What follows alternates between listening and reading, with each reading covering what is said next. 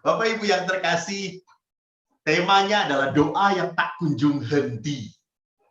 Doa yang tak kunjung henti. Karena saya tadi melihat beberapa peserta pernah bertemu dengan saya di Zoom persekutuan doa yang lain. Saya juga sudah berpikir pasti ada orang-orang yang pernah mendengar tentang doa waktu saya memaparkan.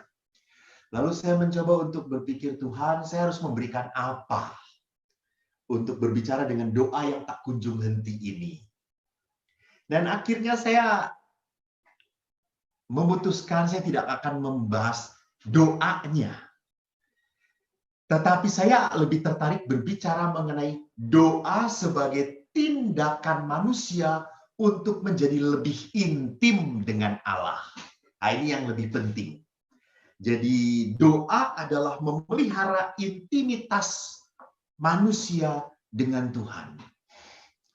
Jadi doa, hasrat doa itu adalah panggilan dari Allah. Hasrat doa ini panggilan yang harus ditanggapi oleh manusia, oleh setiap makhluk hidup. Karena orang berdoa itu dengan berbagai macam alasan, dengan berbagai macam motivasi. Ada orang berdoa pada saat dia ketakutan. Kemarin ada orang yang bercerita bagaimana dia mau ditangkap, mau dikejar-kejar mobilnya, lalu akhirnya dia mengajak anak-anaknya berdoa, Salam Maria. Dan akhirnya mereka tidak terkejar oleh perampok. Ada orang yang berdoa pada saat menatap seluruh alam semesta yang indah, mereka langsung memuji Tuhan. Ada orang juga yang berdoa, terpanggil untuk berdoa pada saat ia melihat pasangan hidupnya terkapar sakit. Ia berdoa. Jadi doa itu mau menunjukkan pada kita manusia berelasi, berhubungan dengan Allah. Nah, karena saya mau berbicara tentang doa, bagaimana intimitas manusia dengan Tuhan, maka saya ingin membagikan screen kepada Anda tentang kitab suci yang akan saya pakai untuk permenungannya. Jadi saya mau melihat doa sebagai saat bagi kita untuk semakin intim dengan Tuhan, dengan Allah. Intim itu apa? Mesra. Intim itu hangat. Intim itu dekat. Dalam keintiman ada sebuah kerinduan. Jadi jangan pernah berpikir bahwa doa itu hanya dibutuhkan karena manusia rindu kepada Allah. Jangan. Pikirkanlah bahwa Allah pun rindu bertemu kita. Loh kok bisa begitu, Romo? Karena kita berasal dari Allah. Dan kita dihidupkan di dunia ini untuk kembali kepada Allah. Jadi memang ada sebuah sinyal-sinyal ilahi. Sinyal-sinyal ilahi dalam diri setiap manusia. Itulah sebabnya setiap manusia itu berharga bukan karena apa yang telah dia lakukan. Setiap manusia itu patut dicintai bukan karena jasanya, bukan karena prestasinya. Setiap manusia itu berharga karena di dalam setiap manusia ada unsur-unsur ilahi, sinyal-sinyal Tuhan dalam diri manusia. Seperti apapun dia, sejahat apapun dia.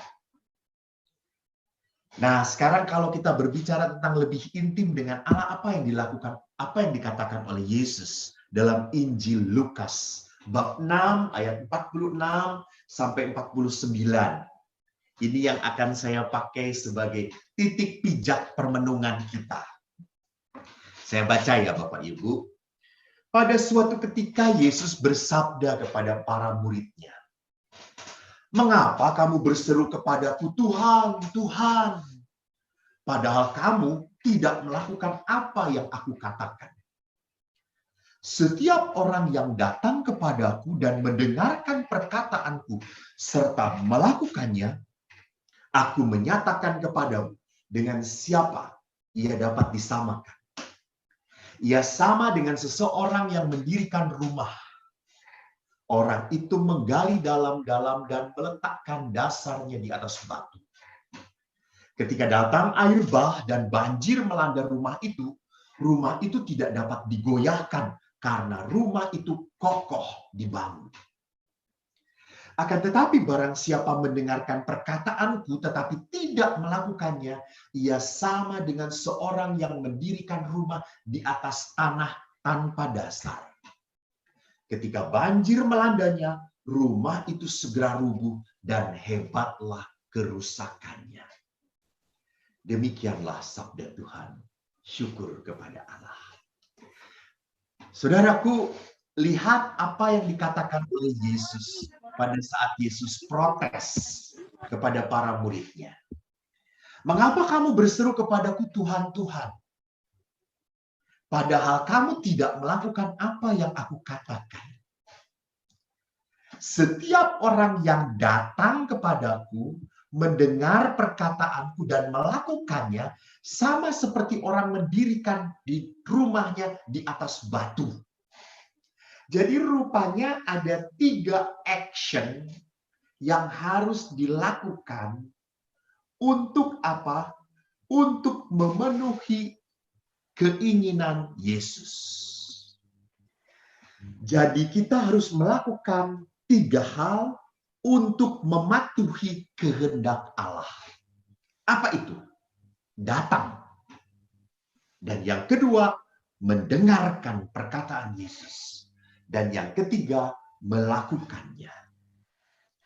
Jadi 3 hal ini adalah sebuah action, sebuah tindakan yang menunjukkan bahwa hidup imannya didasarkan pada batu yang kuat. Jadi kekokohan iman itu hanya terjadi pada saat manusia datang, mendengarkan, dan melakukan firman Allah.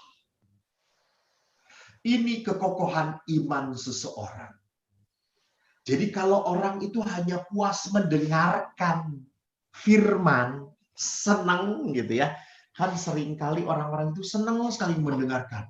Dan waktu mendengarkan mantuk-mantuk, do you know mantuk-mantuk itu ya tunduk-tunduk seperti mendengarkan, oh ya betul. Tidak cukup. Jadi orang tidak hanya mendengarkan tetapi juga dituntut untuk melakukan. Dan bagaimana kita bisa mendengarkan kalau kita tidak pernah datang pada Yesus? Dan kalau ada orang yang berkata, seorang anak-anak seringkali kalau dalam rumah itu, Romo gimana sih kalau kita ingin mendengarkan suara Tuhan itu caranya bagaimana Romo?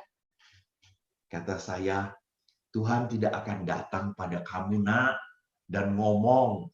Karena kalau Tuhan datang dan ngomong kepada kamu, kamu kaget mati nanti. Orang para nabi saja kalau mendengarkan Tuhan bertemu Allah, langsung menutupi wajah mereka. Mereka tidak layak. Lalu gimana kita bisa mendengarkan suara Allah? Ya kita hanya bisa mendengarkan suara Allah kalau kita berani datang dan membuka firman Allah. Kita hanya bisa mendengarkan firman Allah dari sini. Dan kita bisa melakukan apa yang Tuhan kehendaki lewat firman Tuhan, lewat firman Allah. Maka seseorang yang mau hidup sungguh di dalam hidup beriman yang baik dan benar adalah orang yang tidak pernah meninggalkan firman Tuhan. Adalah orang yang hidupnya di dalam firman Tuhan. Saya menarik sekali bahwa waktu kuliah ada 2 kitab suci yang harus kita punyai. Satu kitab suci yang rusak, yang dicoret-coret, karena kitab suci itu harus ditandai supaya kita berpikir membaca kitab suci ini kenapa kok Yesus seperti ini, kok dibandingkan, wah itu udah kotor sekali. Dan kitab suci yang lain haruslah kitab suci yang putih, kata dosen. Kenapa? Kitab suci yang putih itu adalah kitab suci yang kita pakai untuk doa. Jadi firman Allah ini adalah doa. Jadi jangan mau dimengerti secara tuntas kita mengerti firman Allah. Nggak mungkin. Ini Allah yang berfirman. Tidak level kita mengerti Tuhan. Itu bukan berarti kita tidak mau tahu tentang Tuhan. Bukan. Beriman pun harus kritis. Gitu ya. Karena kalau kita beriman tidak kritis, asal nerima saja, nanti iman kita akan menjadi sebuah iman yang fanatik tanpa mengerti apapun. Nerima saja, gitu ya. Seolah-olah apa yang dikatakan oleh Romo itu pasti benar. Nah, belum tentu, gitu ya. Kenapa? Karena kita pun harus mendengar sendiri apa yang difirmankan Tuhan kepada kita. Nah, sekarang kalau tadi Yesus itu mengajarkan kita untuk datang, mendengarkan, dan melakukan firman Allah, lalu bagaimana hidup Yesus sendiri dalam kerangka intimitas dengan Tuhan?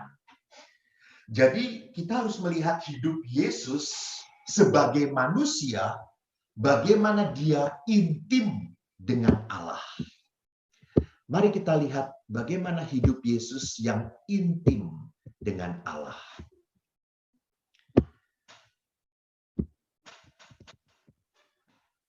Hidup Yesus intim dengan Allah memperlihatkan ciri pertama, yaitu apa? Yesus mempunyai misi hidup, tugas kehidupan. Jadi Yesus itu punya tugas di dalam hidup dia. Yesus itu datang ke dunia bukan hanya datang begitu saja, tetapi dia membawa tugas dari Allah, dari Bapanya. Dan ingat, setiap manusia pun datang ke dunia mempunyai tujuan hidup, arah kehidupan. Dan tujuan hidup, arah kehidupan, misi hidup kita sesuai dengan panggilan kita masing-masing. Jadi kalau Anda seorang suami berkeluarga dengan seorang istri, misi hidup Anda, tujuan hidup Anda ada di dalam keluarga Anda. Di dalam keluarga Anda. Jangan cari misi hidup di luar keluarga Anda. Jadi misi hidup, tugas hidup itu ada di dalam panggilan hidup Anda. Sama seperti saya sebagai seorang imam. Hidup, tugas, misi dari seorang imam ada di dalam panggilannya. Jadi panggilan hidup seorang imam pertama-tama dan yang utama adalah apa? Harus intim dengan Tuhan. Maka seorang imam tidak pernah boleh meninggalkan doa pribadi. Doa pribadi. Jadi kalau seorang imam hanya puas dengan misa saja, maka seluruh pelayanan ekaristinya akan menjadi sebuah kekeringan, kehambaran. Tidak akan ada kehangatan dalam hidup dia. Tidak akan ada kekuatan yang bisa dia pegang. Jadi kalau kita melepaskan tugas utama kita, misi hidup kita, maka kita akan mengalami kekosongan. Jujur saja, melayani umat itu tidak mudah. Tidak mudah. Setelah saya tugas 25 tahun di rumah retret, saya sekarang harus bertugas di paroki. Susah. Setiap umat punya tuntutan kepada imamnya masing-masing. Pada saat saya datang, umat langsung mengeluhkan pastor yang ada, yang hidup dengan saya. Aduh, langsung sedih saya. Susah rupanya jadi pastor ini ya. Susah jadi seorang pastor yang bisa memuaskan umat. Susah jadi pastor yang bisa menyenangkan umat. Dan untungnya, tugas seorang imam bukan menyenangkan umat. Untungnya. Tugas seorang imam adalah apa? adalah dekat dengan Allah. Mencari kekuatan dari Tuhan, bukan dari umat. Syukur pada Allah. Jadi pada saat saya kembali ke misi saya, tugas saya adalah mencari kekuatan dari Tuhan. Saya sukacita. Umat ada yang tidak suka, ada yang komentar, Romo ini kalau khotbah nyebelin ya. Syukur pada Allah. Jadi berkurang fans saya.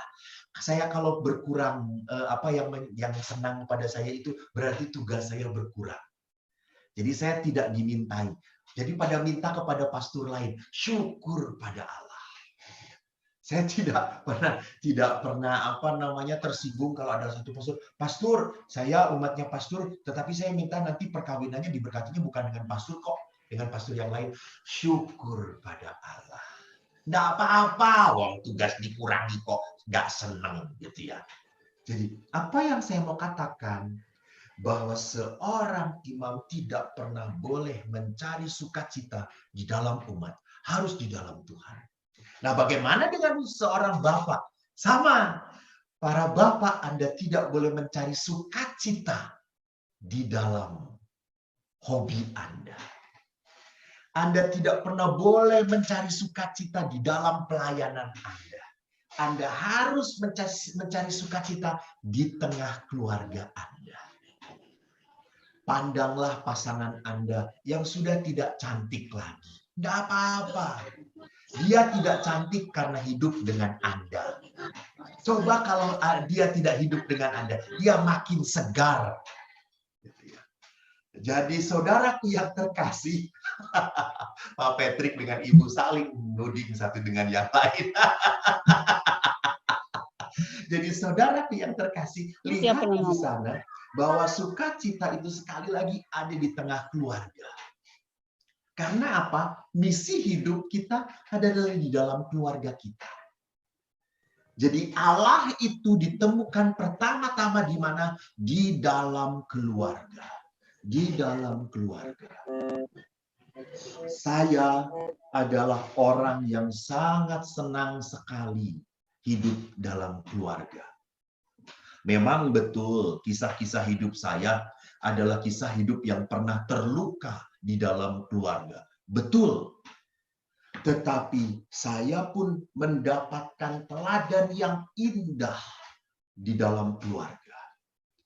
Saya bisa melihat bagaimana sosok ayah yang selalu pulang kerja langsung ke rumah.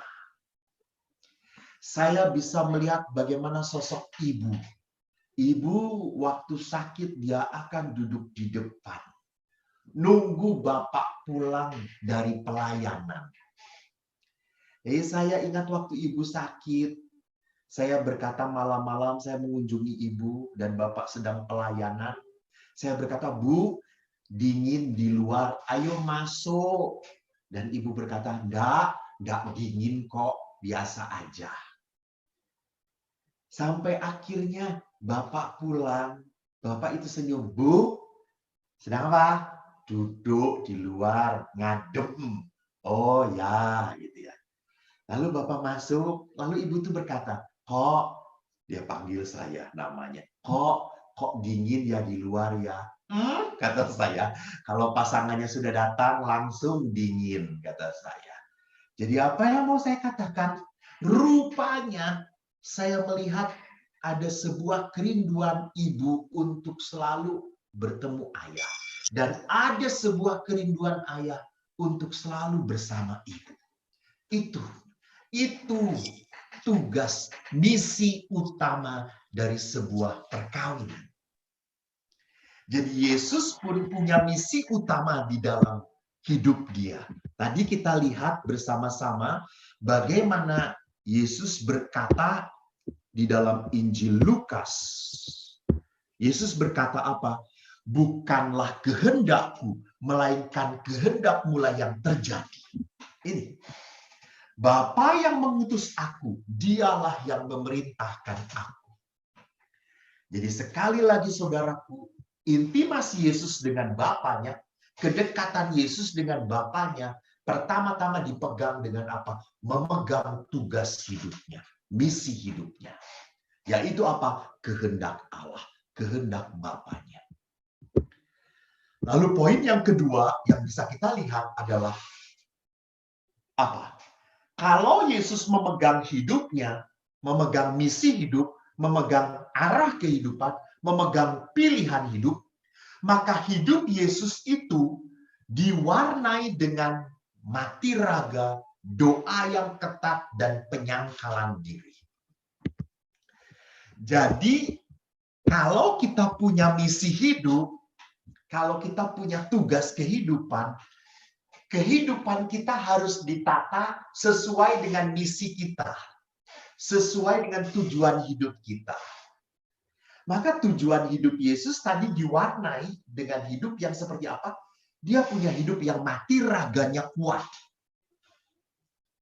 Bagaimana mati raganya Yesus ditunjukkan dengan waktu Yesus sebelum diutus mewartakan, setelah dibaptis oleh Yohanes Pembaptis, Yesus 30 hari 30 malam berpuasa, mati raga. Dan tidak hanya mati raga, hidup Yesus pun diwarnai dengan doa yang ketat. Doa yang ketat diperlihatkan dalam Injil Lukas bab 6 ayat 12. Pergilah Yesus ke bukit untuk berdoa, dan semalam-malaman ia berdoa kepada Allah. Dan yang terakhir, Yesus menyangkal diri. Artinya apa? Bahwa Yesus tidak pernah menerima kekuasaan yang diberikan oleh manusia. Maka dalam Injil Markus bab 1 ayat 7 dikatakan, waktu menemukan Yesus, orang-orang berkata, Yesus, semua orang mencari Engkau. Mari kita pergi. Dan Yesus berkata, tidak. Saya harus pergi ke tempat lain. Karena di sana pun aku akan memberitakan Injil. Karena untuk itulah aku telah datang. Jadi waktu Yesus ditawari kekuasaan, hormat, dia menyangkal dirinya. Maka yang kedua, intimasi dengan Allah diwarnai dengan apa? Dengan arah hidup yang jelas. Harus ada mati raga, doa yang ketat, dan menyangkal diri. Saya mau menyatukan antara mati raga dan menyangkal diri. Jadi kalau kita punya misi,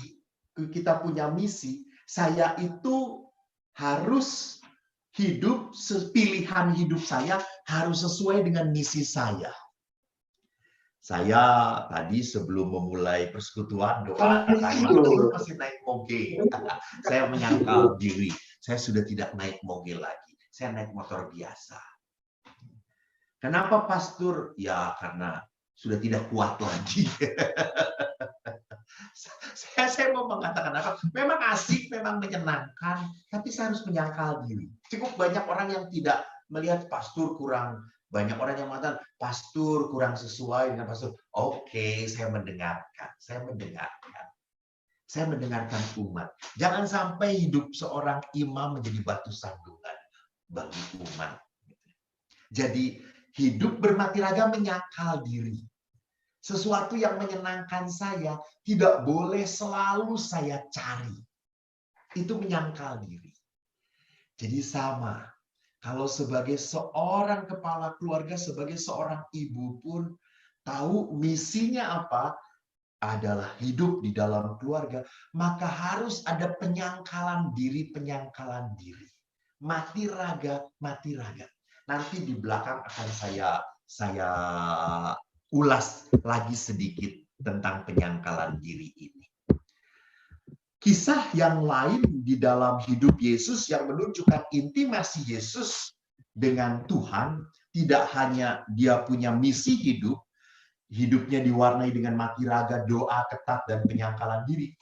Tetapi Yesus pun hidupnya, menjalani kehidupannya sebagai suatu pilihan, tanggung jawab.